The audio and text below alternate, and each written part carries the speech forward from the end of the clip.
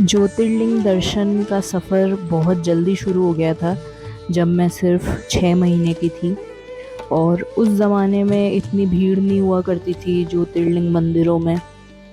और बहुत आसानी से सारे दर्शन हो जाया करते थे। मुझे तो पता भी नहीं था कि मैं अपने 12 ज्योतिर्लिंगों में से पता नहीं कितने ही दर्शन बचपन में ही कर लूँगी।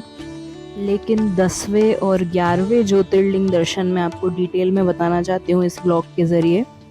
तो ये है मल्लिकार्जुन जाने का सफ़र हैदराबाद एयरपोर्ट। वहाँ से हमने टैक्सी करी, रास्ते में हमने खाया इडली सांबर और फिर हम गए बाय रोड।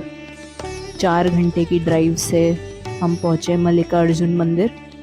और जब हम वहाँ पे पहुँचे तो जो पट थे वो जस्ट बंद हुए ही थे और ऐसा बोला गया था कि हम 3:30 बजे पहुँचे थे और 5:30 बजे खुलने वाले थे। तो ये शू कीपिंग का एक काउंटर होता है, बैग रखने का एक काउंटर होता है, यहाँ पे सब लोग वेट कर रहे थे। और इतनी भीड़ नहीं थी क्योंकि गर्मियों का टाइम था, तो हमारा ज़्यादा टाइम नहीं लगा और हमने 200 की टिकट लेके और अति शीघ्र के तहत दर्शन कर लिए। फिर हम गए वैद्यनाथ मंदिर, जिसके लिए हमने एयरपोर्ट के थ्रू बाय एयर फ़्लाइट ली। फिर पहुँचे वहाँ पे काउंटर पे एक प्राइवेट कार रेंटल सर्विस थी, वहाँ से हमने टैक्सी ली। हमारा जो होटल था वो बिल्कुल मंदिर से वॉकिंग डिस्टेंस पे था, तो जो आधे घंटे का जो सफ़र था वो एयरपोर्ट से होटल तक का था। फिर हम लोग थोड़ा सा रात के समय पे गलियों में घूमे, वहाँ के पास में फूड कॉर्नर्स थे, फूड कोर्ट, बहुत सारे खाने पीने की जगह थी और बहुत ही टेस्टी नज़र आ रहा था सब कुछ। और वैद्यनाथ का देवगढ़ का जो खाना बताते हैं, जो लोकल खाना होता है, वो काफ़ी फेमस है। तो ये वो मेन स्ट्रीट है जहाँ से मंदिर की तरफ जाते हैं। यहाँ पे हमने रात को वहाँ की फेमस जो थाली होती है वो खाई। इसके अंदर सारा लोकल सब्जियाँ और सब कुछ होता है। फिर हमने पान खाया, वहाँ का बहुत ही ऑथेंटिक पान, और अपने हिसाब से कस्टमाइज़ करवा के। वैद्यनाथ मंदिर की भीड़ अनबिलीवेबल थी। मतलब ये अभी तक का मेरा हाईएस्ट क्राउडेड जो मैंने टेंपल देखा है, ये वो टेंपल था।